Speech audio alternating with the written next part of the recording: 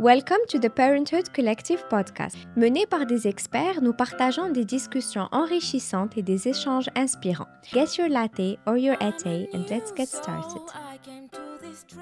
Je suis très heureuse aujourd'hui de faire partie de ce panel avec de superbes expertes intervenantes autour du sujet de Work-Life Baby, Finding the Balance. Avant de vous présenter la thématique d'aujourd'hui, j'aimerais mettre à l'honneur notre super et merveilleux sponsor Mamia. Merci d'avoir rendu ce panel possible. Mamia est une marque qui a pour but de faciliter la vie pour les jeunes mamans et les jeunes familles et qui tous ces produits sont conçus pour justement faciliter la transition entre la maternité et la vie active. Donc, sans plus tarder, je présente mes panélistes. Donc, j'ai avec moi Lina Ben Saïd, qui est coach ICF accréditée, conférencière. Marhaba Lina, marhaba Merci beaucoup. Et j'ai aussi avec moi Nisrine Benjelloun, qui est avocate des barreaux à Casablanca et spécialisée en droit des affaires. Marhaba bik Nisrine. Merci. Et Myriam Hadioui, qui est conseillère en allaitement et puéricultrice spécialisée en réanimation néonatale, certifiée à Londres. Marhaba bik Myriam. Et Rim Akrash, qui est psychologue clinicienne, psychothérapeute et doctorante en psychologie. Donc, sans plus tarder, ma première question est pour toi, Myriam. Donc, une des plus grandes préoccupations et les plus grands questionnements des mamans après avoir eu leur bébé, après l'accouchement, et quand elles reprennent le travail, comment est-ce qu'elles peuvent maintenir leur allaitement et concilier entre allaitement et vie professionnelle? Donc, il y a beaucoup de questions concrètes, comment gérer le tire-lait, comment tirer sans lait, comment le stocker, comment le transporter, comment surtout maintenir une bonne production de lait alors qu'on est séparé de bébé pour longtemps. Éclaire-nous, donne-nous tes meilleurs conseils, tes meilleures astuces justement pour pouvoir concilier entre allaitement et vie professionnelle. Très bien. Alors, merci d'aborder ce sujet, parce que c'est un sujet qui travaille beaucoup les mamans. Et moi, j'ai envie de dire que la reprise du travail se prépare dès la grossesse. Alors, comment ? La préparation à l'allaitement pendant la grossesse est très importante pour bien démarrer cet allaitement. Et le fait de bien démarrer l'allaitement permet de le mettre en place pour assurer sa longévité, j'ai envie de dire sa pérennité, et pouvoir reprendre le travail de manière sereine. Donc la première chose à faire, c'est de bien se préparer à l'allaitement pendant la grossesse. Ensuite, une fois que bébé est là, c'est mettre en place cet allaitement, c'est-à-dire que dès l'accouchement, en fait, à la maternité, en fonction de comment cet allaitement va démarrer, ça va identifier, ça va vous aider à avoir un allaitement qui se passe bien et pouvoir reprendre le travail de manière sereine. Alors, la première chose à faire, évidemment, une fois que le bébé est là, que ce soit par césarienne ou par voie basse, c'est faire ce fameux pot à pot dont on entend tant parler, qui est très important. Donc le pot à pot dès la naissance et ce qu'on appelle la tétée précoce, c'est-à-dire qu'il faut mettre le bébé au sein dans l'heure qui suit la naissance. Puis, idéalement, gardez le bébé avec vous tout au long de votre séjour à la maternité, avec tous les challenges que ça implique, avec les familles, les visiteurs, etc. Mais c'est très important de garder votre bébé avec vous pour que cet allaitement soit mis en place, que la montée de lait se fasse de manière efficace et rapide, et que le bébé rapidement dépende et soit satisfait au sein le plus tôt possible. Voilà, donc une fois que l'allaitement est mis en place, que le bébé prend bien le sein, que la montée de lait est là, on va vivre son allaitement, on va dire tranquillement, pendant le premier mois. Et à partir du premier mois de vie de bébé, ce qui est important, c'est qu'on commence déjà à penser à la reprise du travail. Alors au Maroc, de manière générale, les mamans reprennent le travail au bout de 3 mois, si c'est bien ça. Voilà, 14 semaines. Donc ça vient très vite, malheureusement. On espère un congé maternité plus long pour les mamans, on l'espère vraiment. Mais au bout d'un mois de vie, il faut que la maman se mette en tête qu'elle doit commencer à préparer un stock. Voilà, un stock de lait maternel pour qu'elle puisse reprendre son travail de manière sereine, qu'elle sache que même en son absence, son bébé va bénéficier du lait maternel, puisque le lait maternel se conserve jusqu'à 6 mois au congélateur à une température de -18 degrés. Donc, comment est-ce qu'on va faire?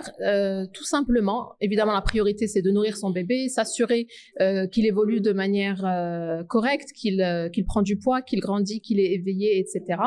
Et puis, moi, ce que je conseille aux mamans, c'est de mettre en place rapidement un tirage par jour, donc de façon régulière et de préférence toujours à la même heure, pour que le corps s'adapte et s'organise pour produire du lait à ce moment-là.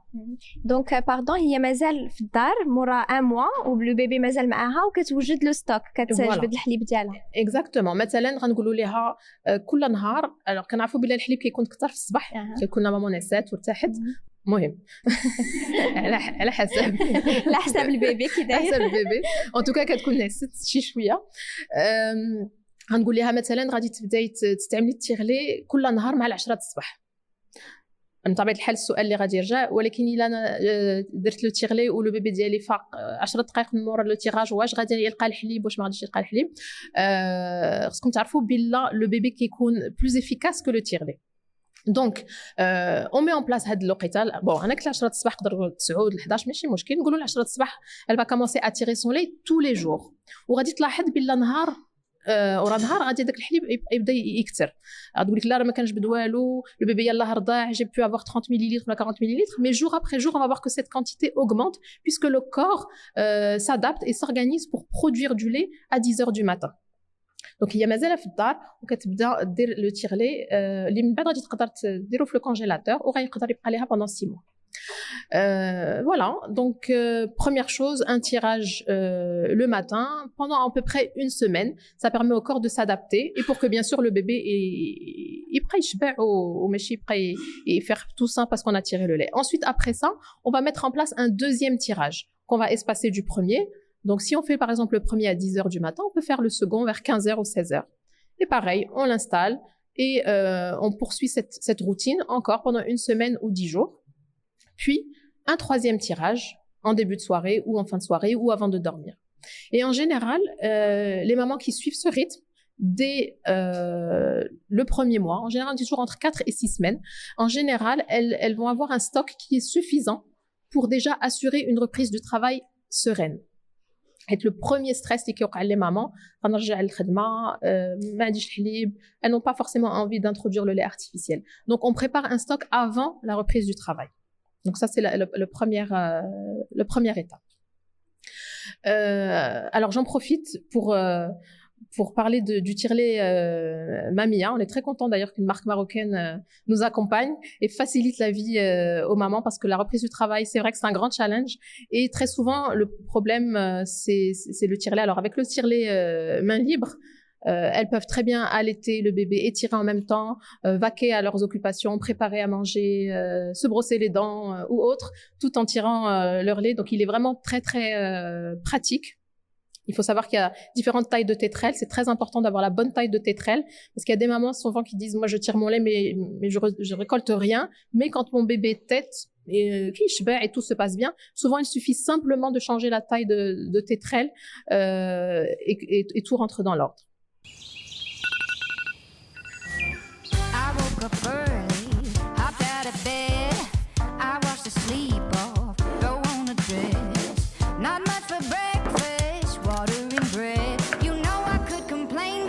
Toast and tea instead.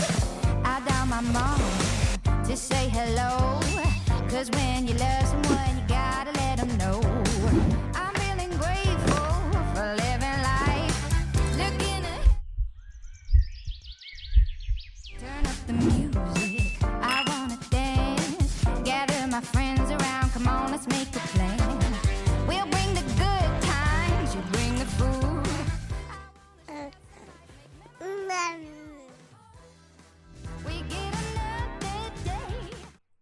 Donc voilà, première étape, on a dit le tirage du lait avant la reprise. Ensuite, au moment de la reprise du travail, on va continuer sur ce même rythme. Ce qu'il faut garder en tête, c'est que la maman doit soit tirer son lait, soit allaiter son bébé environ toutes les 3 heures. Donc, je vais donner encore une fois un exemple. Si elle allaite son bébé à 7 heures du matin, puis elle va travailler, à 10 heures du matin, il faut qu'elle tire son lait. Encore une fois, avec le tire les mains libres, c'est très pratique. Il suffit qu'elle le mette en place, qu'il démarre et elle continue à travailler sans problème. Moi, je recommande un tirage de 20 à 30 minutes.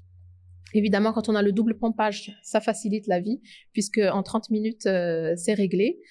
Ensuite, à 13 heures, si elle rentre déjeuner à la maison, l'idéal, c'est quand même d'allaiter son bébé. Si elle ne peut pas rentrer, elle fait un deuxième tirage à 13 heures, puis un troisième tirage à 16 heures, ou la mise au sein si elle est rentrée à la maison. Voilà. Et encore une fois, en restant sur ce rythme-là, ça nous permet de maintenir une lactation et ça permet d'avoir du stock pour bébé pour le lendemain et les jours à venir. La grande question, c'est la confusion. Saint-Étienne, vu que le bébé commence à prendre plusieurs biberons dans la journée, est-ce qu'il va accepter le sein, etc. Alors, moi, le conseil que je donne, c'est que déjà pendant les 3 premiers mois où vous êtes à la maison, c'est de donner que le sein, avec évidemment des biberons occasionnels, pour aller au hammam, pour aller prendre un café, etc. Mais il faut vraiment que le bébé il crée l'alaqa مع le sein qui fait qu'il va, dans la majorité des cas, ne pas le refuser s'il a pris le sein pendant 3 mois. Ensuite, une fois que la maman a repris le travail et qu'il va prendre de plus en plus de biberons, ce qui est important, alors je reviens juste une seconde avant qu'elle reprenne le travail, souvent on va entendre des conseils de la part de tout le monde. Non, tu dois lui donner un biberon par jour, mais chez où il faut. Alors souvent j'ai des mamans, quasiment dès la naissance, instaurent ce biberon quotidien pour que le bébé ne refuse pas le biberon, parce qu'évidemment, il y en a des cas de bébés qui vont refuser le biberon au moment de la reprise du travail. Mais le problème, c'est que qui ouvre le biberon, mais tellement qu'il le faut, c'est qu'il refuse le sein avant même que la maman ne reprenne le travail. Donc, moi je conseille vraiment pas cette technique parce qu'elle est dangereuse, entre guillemets, parce que je préfère un bébé qui refuse le biberon. On pourra toujours l'alimenter différemment, avec une pipette, il y a des biberons différents, avec une tasse, avec une paille, etc.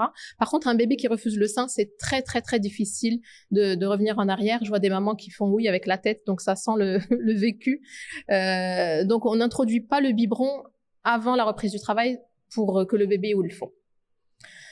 Ensuite, les petites techniques, une fois que la maman a repris le travail, c'est de donner le biberon vraiment très lentement. C'est-à-dire, souvent les bébés sont un petit peu goulus, vu que ça coule vite, ils tètent très vite, ils avalent le biberon en 10 minutes.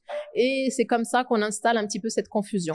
Donc, il faut vraiment garder le biberon à l'horizontale pour que le bébé fasse l'effort pour tirer le lait et lui faire des pauses vraiment très régulières. Au bout de 3-4 suctions, hop, on enlève le biberon de la bouche, il se met à chercher, on lui redonne.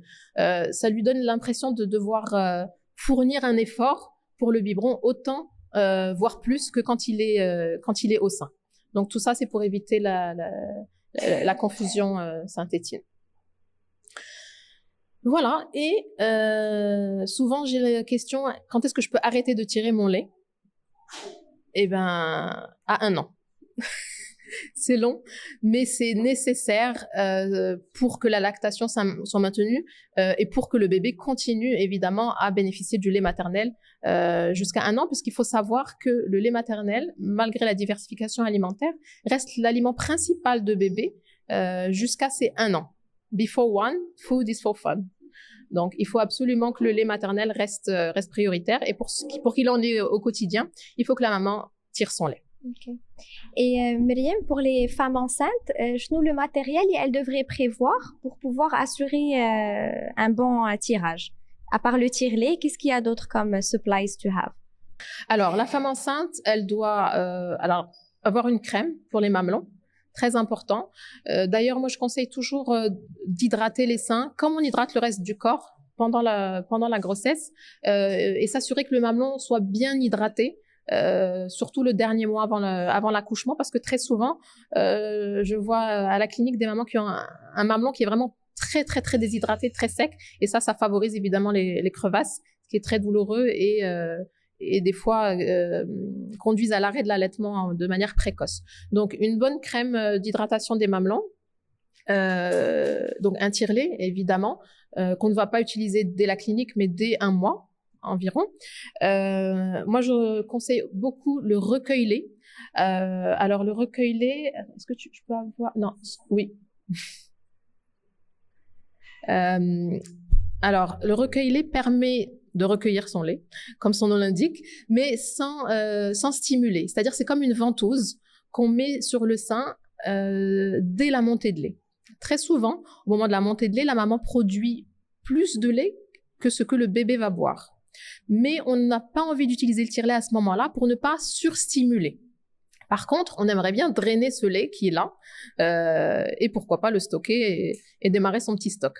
Donc, pendant que la maman allaite d'un côté, elle peut mettre cette ventouse de l'autre côté et ça permet, vous allez par pression négative tout simplement, vous allez voir le lait qui coule. D'ailleurs, très souvent, pour les mamans qui ont déjà allaité, quand on allaite d'un côté, ça coule de l'autre côté. Donc, ça permet de recueillir ce lait qui serait sinon perdu.